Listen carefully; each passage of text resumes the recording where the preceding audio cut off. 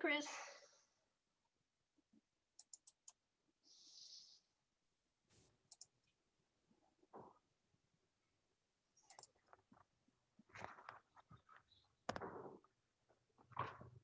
How are you today? I'm good. How are you? I'm good. I felt like we just saw you. Yeah, it was pretty not too long ago, pretty recent. Hi, Ann. Hi, teacher. How are you? Went the wrong way. Let's see here. Oh wait, I'll mute while I'm tuning. It's fine. There's nobody here. Okay. I really enjoyed playing that banjolele though. I just adore playing it. That's great. It's always really, really important to love the instruments you're playing, you know. Oh yeah.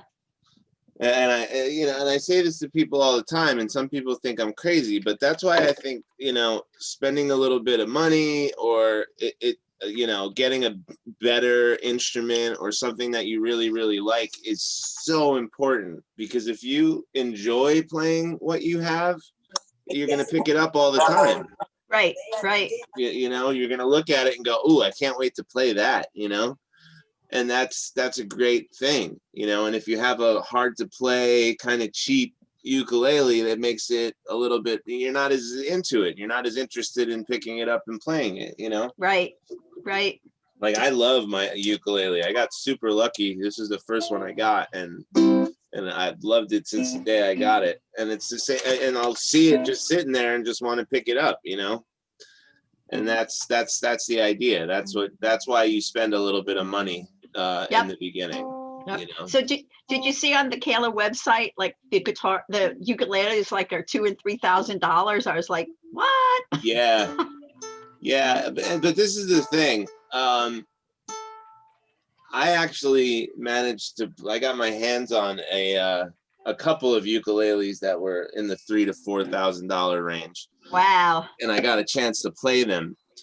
The thing is, I swear that this is true. In comparison to the $200 ukuleles, I like the $200 ukuleles better in some cases. The really expensive ones had like almost a dead sound, and that was because they had all this fancy inlay stuff all over it, and like, it's not wood anymore. It's like it's made out of tortoise shell now or something. I don't know what the hell that is. And the other thing is, they get certain woods that are exotic just for exotic sake, right? Right. Like East Indian rosewood. Well, I mean, that's not exotic, but you know what I'm saying? Like some really fancy wood that that's endangered or something, that they can only get like one plank of a year, and now the price goes up 400%, but that's not necessarily good for the sound. And I found the same thing in guitars. There was a point where I had a really, really high budget for a guitar, and I went playing the top of the line stuff. I went to this place in Westfield called Golden Age Fretted Instruments. It's one of the only places left in New Jersey where you could actually play really good handmade acoustic guitars. And again, it was the same thing. I played these incredibly expensive guitars, and I was like, I don't like it. Like, I just don't like it. It's so weird. And I really went into it with an open mind. Like, I'm going to pick the guitar I like no matter what. And I ended up picking one of the cheapest guitars that they had. It really was the one that I thought sounded the best. And it wasn't for money. It wasn't, I was just saying that to trick myself. It really was one of the best sounding guitars. So point being, there's like a limit, right? There's like, more money will get you to a certain point, and then anything past that point is just fancy. It's not going to make it sound any better, So like, if you spend $200 on a ukulele, that's about the top, like $200 to $300, and they will start sounding better. But beyond that, I don't know. The only one I ever played that actually sounded amazing, that was expensive, was that the guy Jake Shimabukuro, the really famous ukulele player guy, his signature model of ukulele. But it sounded like a guitar. It didn't like that. That was the thing. It didn't sound like a ukulele anymore. It sounded so big and full, and that I strummed it, and I was like, this sounds like my acoustic guitar, you know.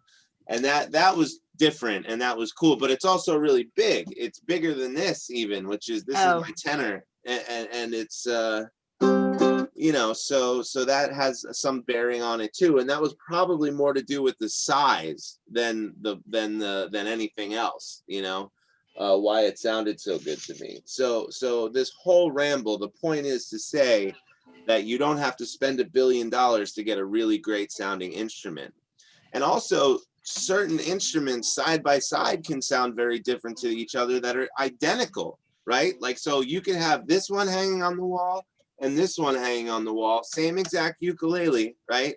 And one of them sounds way better than the other one.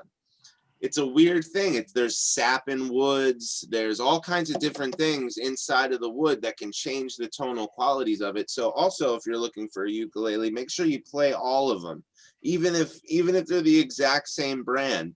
You might find same ukulele, forget same brand, like identical ukuleles can sound very different from one to another. And the same thing for acoustic guitars, any acoustic instrument, really. I don't know if it's the case with pianos, but because, you know, I've never really played like two identical pianos side by side and went, oh, that's the one. And I don't know if people do that.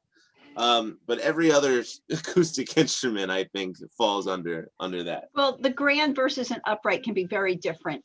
Yeah, but those to me are almost two totally different instruments. Right. You know. Yes. I'm saying within the same, like a grand versus a grand. I wonder if there's any tonal. Like, can someone listen to them and go, "Oh no, that's the one I want." You know what I mean? Yeah. It's just I bet that there are people that can do that, and once you get to a certain level where you're able to like pick out the piano that you want to get, I bet you will hear differences among them and say, oh no, this one reacts differently than this one, or whatever it is, you know. But that's the only one that I don't personally know for sure if it happens. But every other instrument that I've played, these rules stand firm with. And you would think, you know, if you pay triple the price, you're getting triple the instrument. You're not. You're really not. It's not. It doesn't work that way. You're getting a lot of fancy crap and maybe a little bit of prestige, you know, to say like, hey, I've got whatever, you know, a $3,000 ukulele, but it doesn't make it better. Like, listen to that. That's a nice ukulele. This cost me $150. I love this thing. You know. Hey, Chris, yes. could you take a little bit of time and talk about the different kinds of ukuleles, like soprano and and what each one is best suited for, and why there's so many different ones? And honestly, the reason that I've found, and I could be wrong, maybe Herb can correct me, but what I I don't know, you know a lot about ukuleles. Don't get that shocked look on your face. I'm just saying. I from what I've read, it's basically due to demand, right? So they had the really tiny ones is how they sort of started off, right? I'll tell you the sizes and what. So yeah, the one that Ken's holding is a soprano. There does exist something that they call a super soprano, which is even smaller than that. But the main sizes are soprano, concert, tenor, baritone, right? Am I missing one? I don't think so. I am? Am I missing one, Herb? You're fine. I'm good? Those are the basic ones. Yeah, those are the basic ones. So soprano is the little baby one that most people have, right? Concert is the next biggest one up, which is a little bit smaller than the one I have here, which is a tenor ukulele. Tenor's the biggest one that you can get that's still tuned the same as a regular ukulele, meaning G, C, E, A, right? Once you move up to a baritone, which I can actually,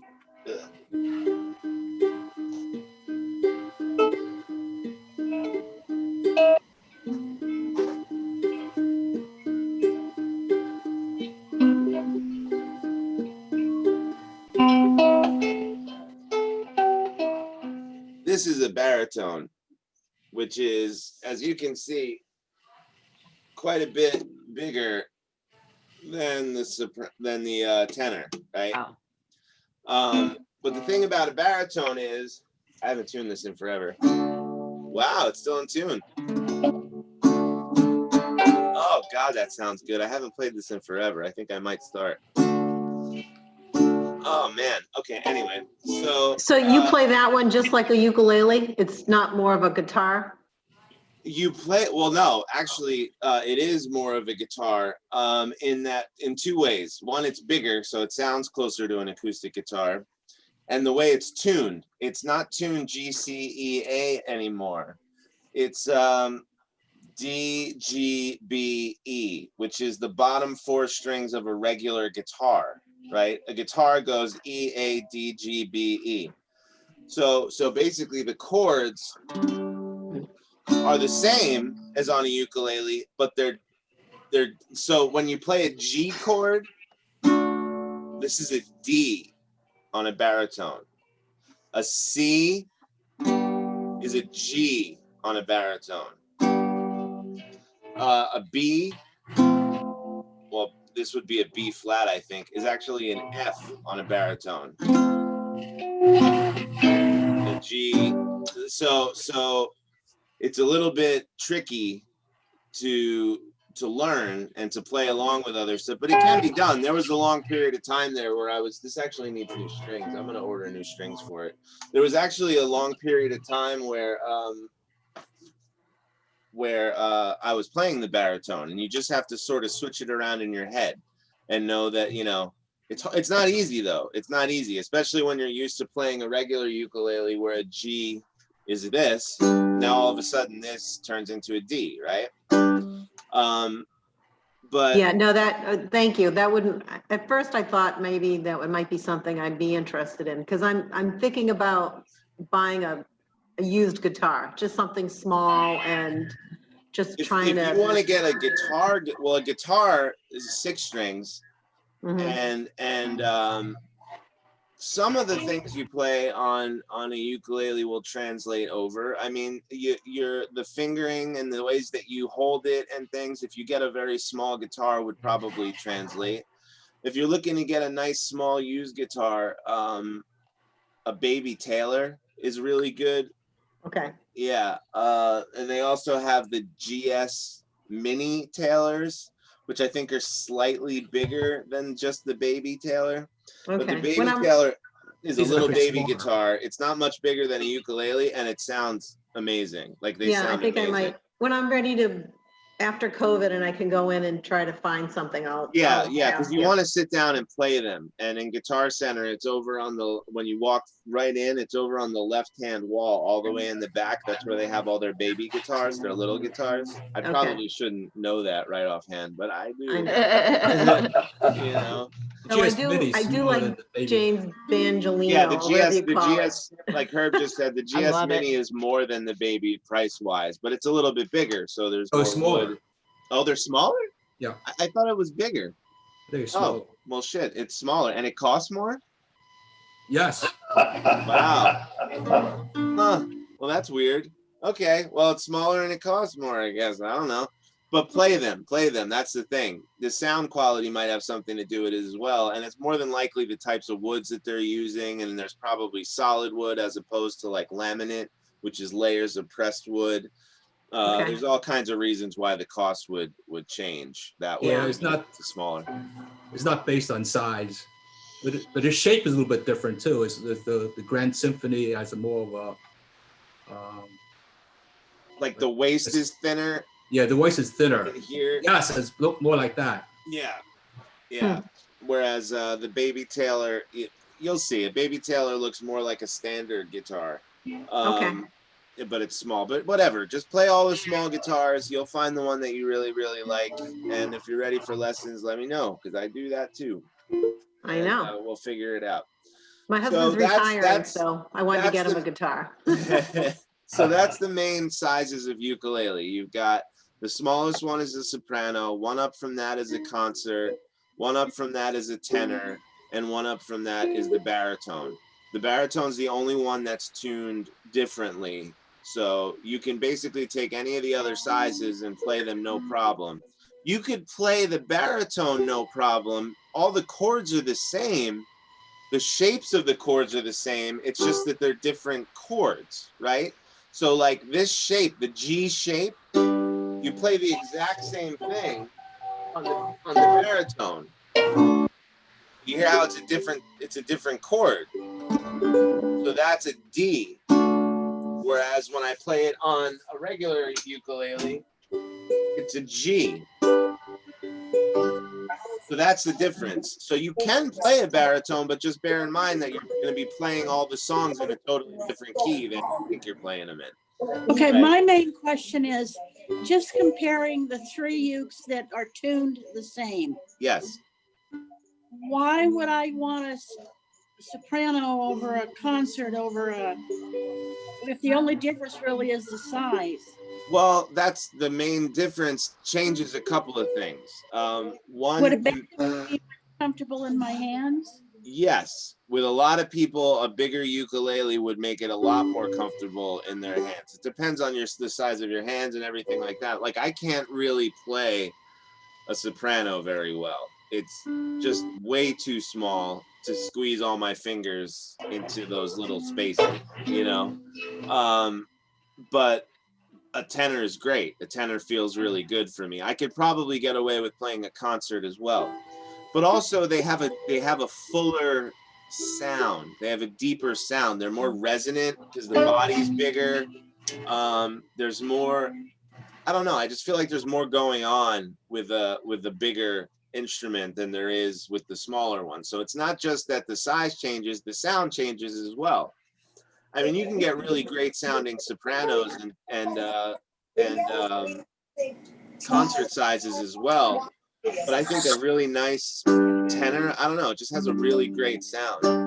Well, I've got a soprano, and my main problem is when I try to form some of the chords, my fingers just don't curl that good.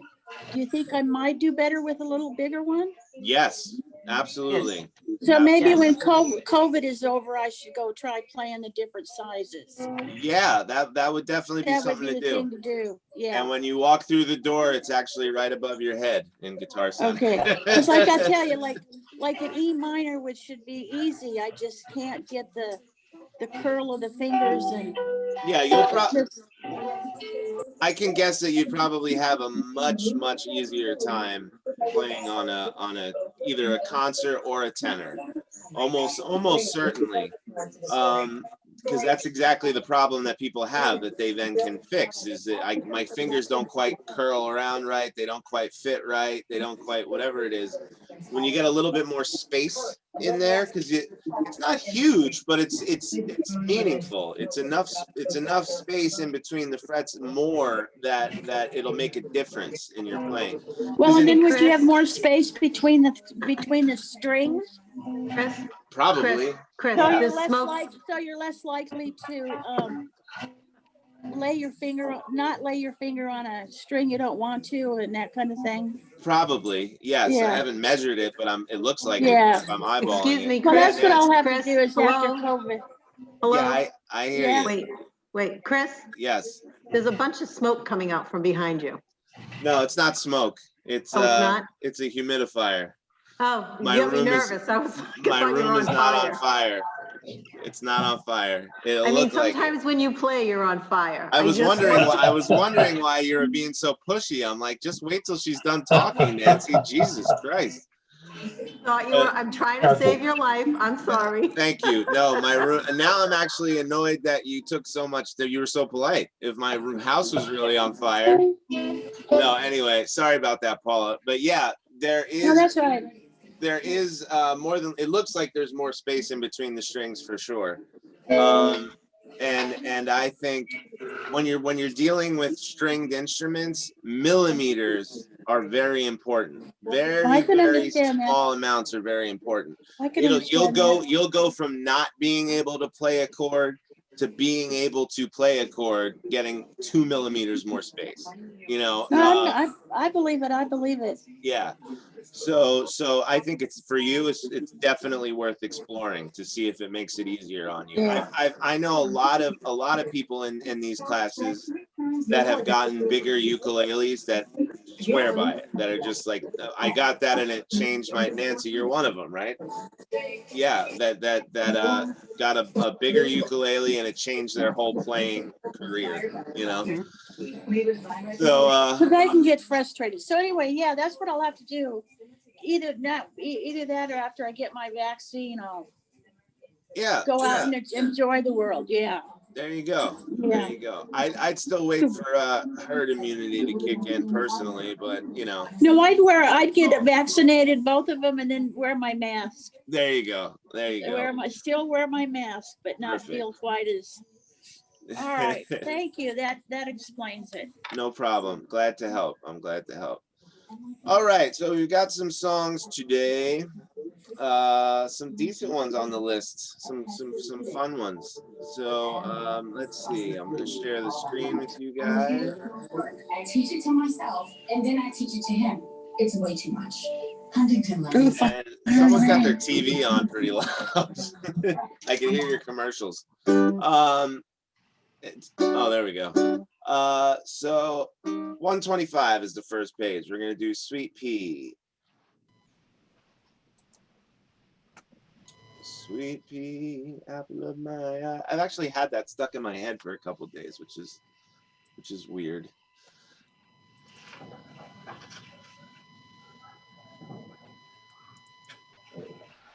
Hey, Chris? Yes, sir. Way at the top, I created a listing of songs with 4 chords or less. Oh, wow. Let's check I know it you out. wanted to have more beginners, so this way we have easier song. That's amazing. Look at this. I mean, it's not strictly based on it's based on number of chords, but it's not necessarily easier. Yeah, all the time, but right. But a lot of them are. A lot of them yes. would be. So Herb, at the very beginning of, if you go into the his ukulele drive here, which you should all have a link to, in the songbook 2nd edition plus updates / additions, which is basically our current songbook. Which is our current songbook. You open that up, and right at the top, OOB, 4 chords or less. So these are all his songs that are 4 chords or less. All the songs that we have in the songbook. The song number. So the page number, the amount of chords is over here, and even the name of chords. Geez, man, that's pretty great. That's pretty great. We get a chance, I'll put the strum pattern down too. Yeah, that'd be great. You don't have to, but that'd be great. This is way more than enough. So this should help some people if you're looking for some simple songs. There's a ton of them here, a ton of them. And these are it's about great. 70 songs there. 70 songs. Wow. That's pretty good. I mean, it's a little less than a third of our songbook is at least somewhat easy. That's good. That's good. Not bad. A lot of work. Thank you, Herb. Yes. Yeah. Honestly, every thanks, Herb. I try to say this all the time, man, but everything that Herb does is amazing and way more than he just contributes so much to this class. It's unbelievable. Thank you, Herb, for that. That's a huge deal. Yeah, absolutely. Round of applause for Herb for sure. It keeps my Excel skill up. There you go. Yes, so. There you go. Leave it to an engineer to want to keep his Excel skills up in his spare time. All right, that's great, man. Thank you so much. That'll be very, very useful for a lot of people, and I'll even send some of the new students there. I bet you for them it'll be hugely, hugely useful. All right, 125, Sweet Pea. Okay.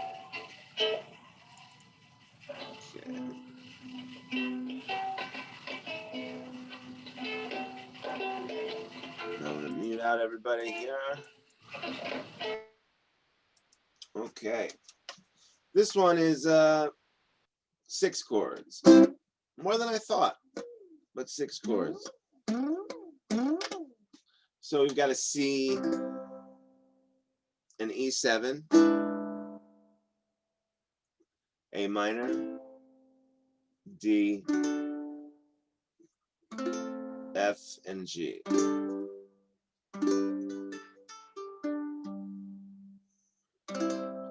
And the intro is no words. When you see words that are scratched out like that, it means you're playing the chords but not singing the words. And the reason it's done that way is so that you can see how long you're supposed to play. You sing it in your head, so it helps you to like know where you are. That's why the words are written like that. Okay. We also sometimes use the kazoo. You could also use the kazoo for that part. Yeah, absolutely. Yeah, The when words. the words are scratched out like that, you could use a kazoo in the place, for sure. All right. And this is down, down, up. Over and over again. Down, down, up, down, down, up. Okay, I'm gonna scroll this down a little bit so I can get the whole page in it. And we're basically just doing this first verse here. We'll do it once without the words, and then we'll start singing. 1, 2, 1, 2, 3, 4.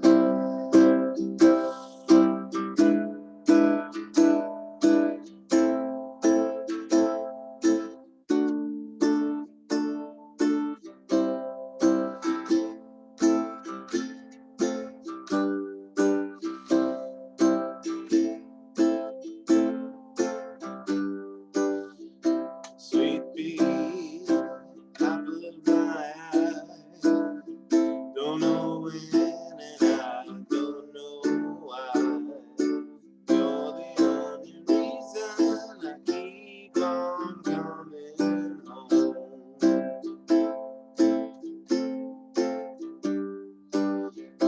Sweet pea, what's all this about?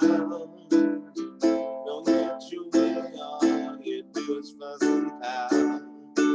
You're the only reason I keep on coming home. Like a rock of Gibraltar, I always seem to falter, and the words just get in the way. Oh, I know I'm gonna crumble. I'm trying to stay humble, 'cause I never think before I say.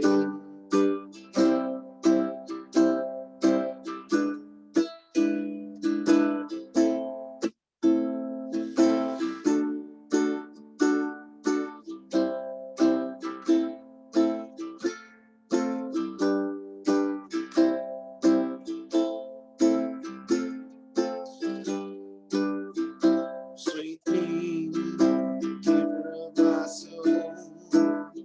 I know sometimes I'm out of control. You're the only reason I keep on coming. You're the only reason I keep on coming. Yeah, you're the only reason I keep on coming home.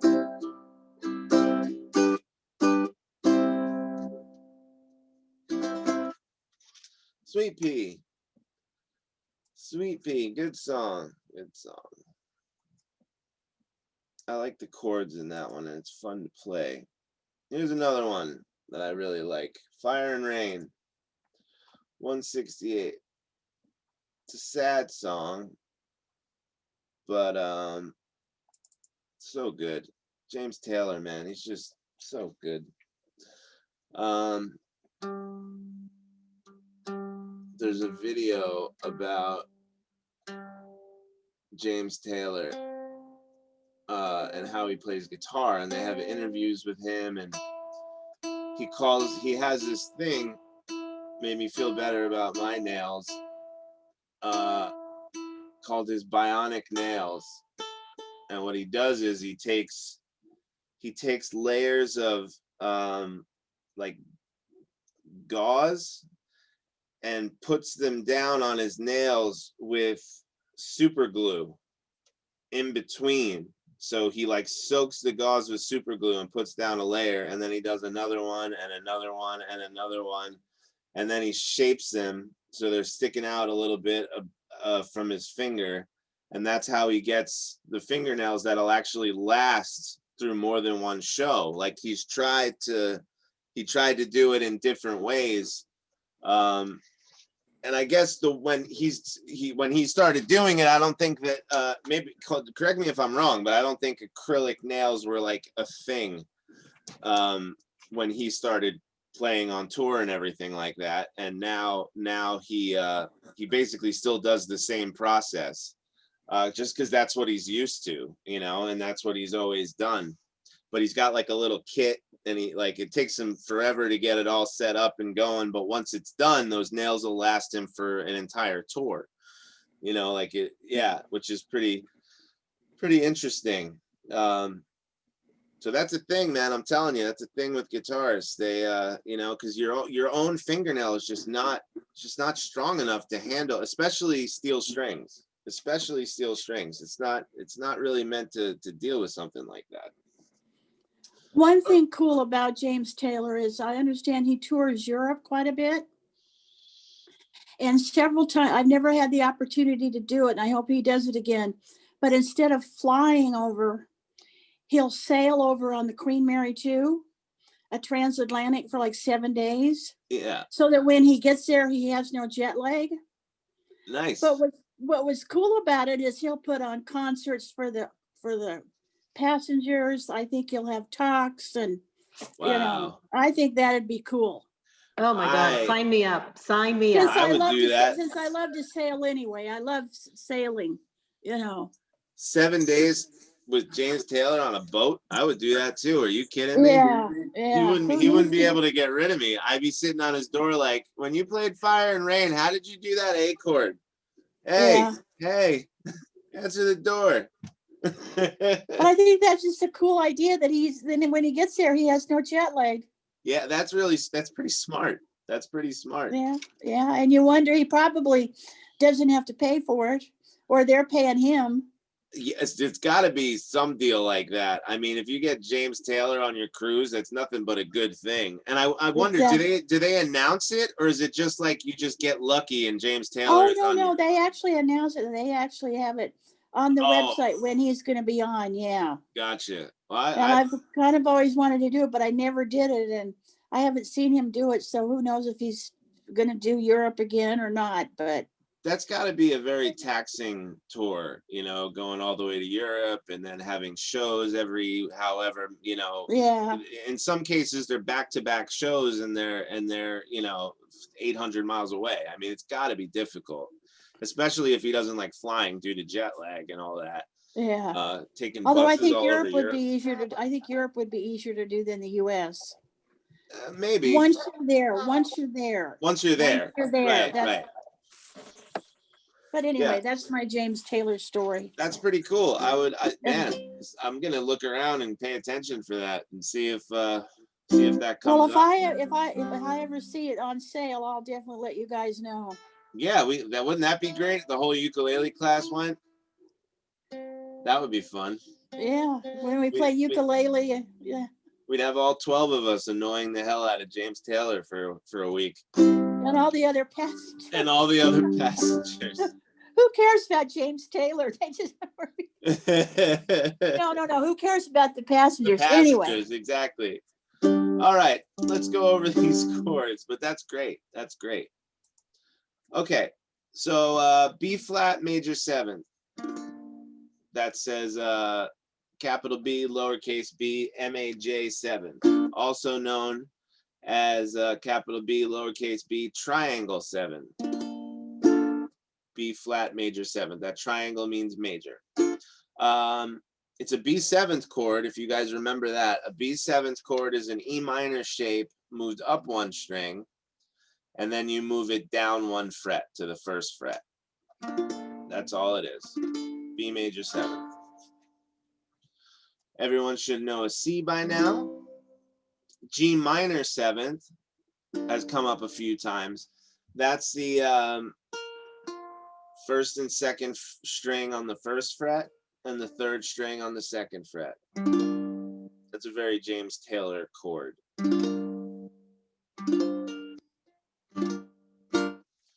F you should have, G you should have, G7th. Pretty much all these chords you should have on up to the C sus 2. Let's see, G, where's the C sus 2? I don't see the C sus 2. Oh, there it is. G minor 7 to C sus 2. So a C sus 2, really, if you look at it, it's a G chord with your pinky down on the 3rd fret, 1st string.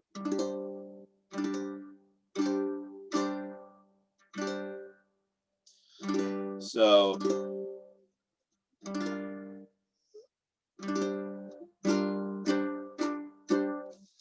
that's how I would think about it for the C sus 2. Okay.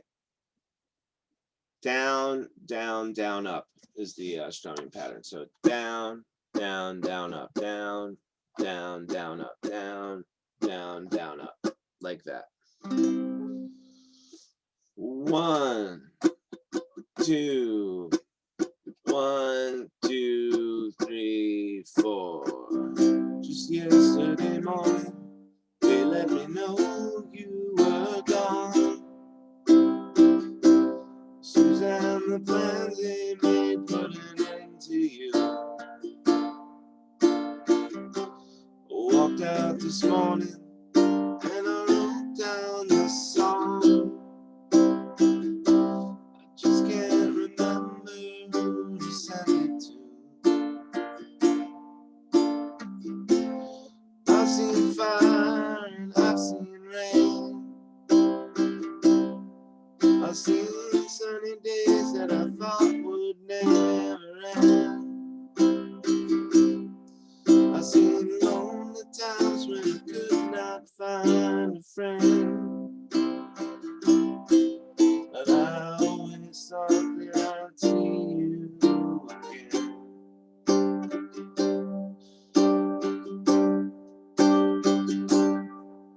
Won't you look down upon me, Jesus? You gotta help me make a stand. You just got to see me through another day. My body's aching and my time is at hand. And I won't make it any other way.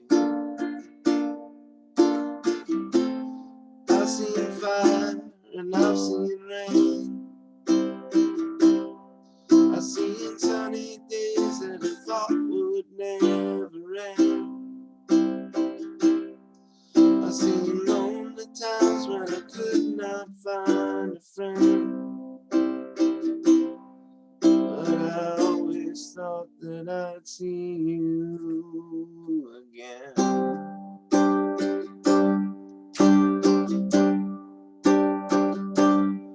I've been walking my mind to an easy time.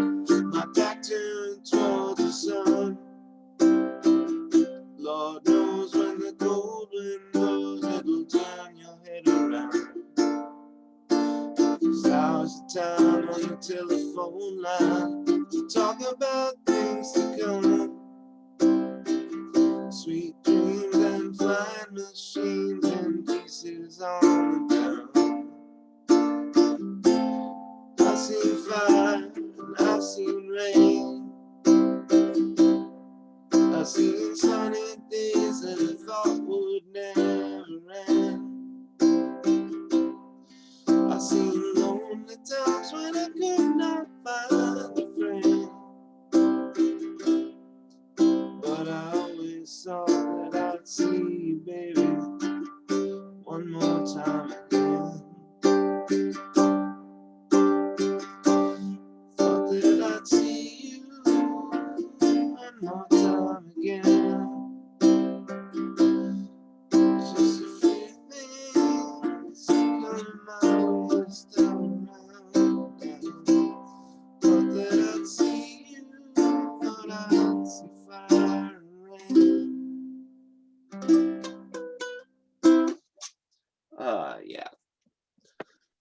was a great arrangement. Herb, you did a great job with that. That was relatively easy, other than going to that C sus2 a little bit, but I'll work on that. But that was great. That is a great arrangement, for sure. Herb, I'm giving you total credit on that. Total.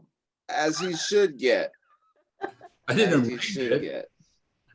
I just put it on a piece of paper from someplace else. That's Herb, fine. That's all. You did it. That's, you know, listen, most songwriters, all they really did was take someone else's chord progression and put some words on it. I mean, if you really want to think about it, you know, there hasn't been an original song in a million years, and we still give them credit.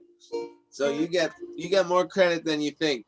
Did you guys know that the James Taylor's first band, does anyone know the name of his first band? The Flying Machine. That's right. That's right, Herb. And that line, sweet dreams and flying machines and pieces on the ground, makes a lot more sense if you think about, you know, his first band was called the Flying Machines.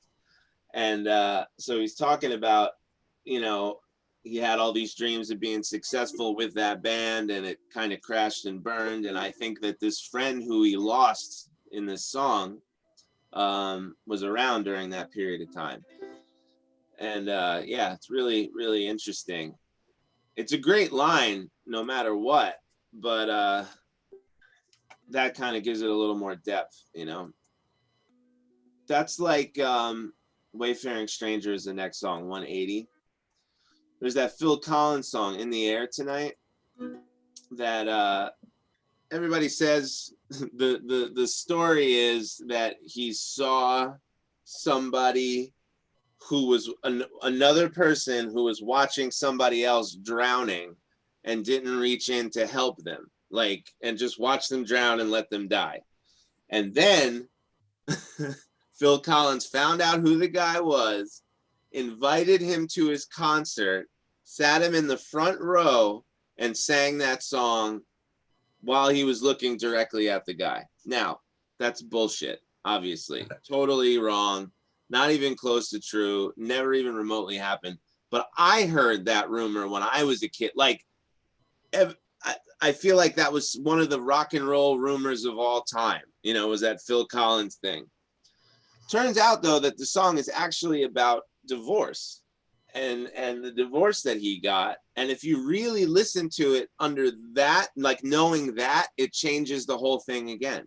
You know what I mean? Like it changes the whole meaning of the song and the whole feel of the song, rather than thinking about, you know, I don't even know what I was thinking about, because I knew that this story was BS. You know, I knew that never really happened, but I never really knew what the song was about. But once you know what it's about, in a lot of cases, it doesn't ruin the song. It makes it better for me, you know, because then you know where they were coming from, what they were kind of talking about. I know a lot of artists want you to come up with your own meaning for a song, and I get that, but sometimes knowing the meaning of a song can be very, very cool and very helpful.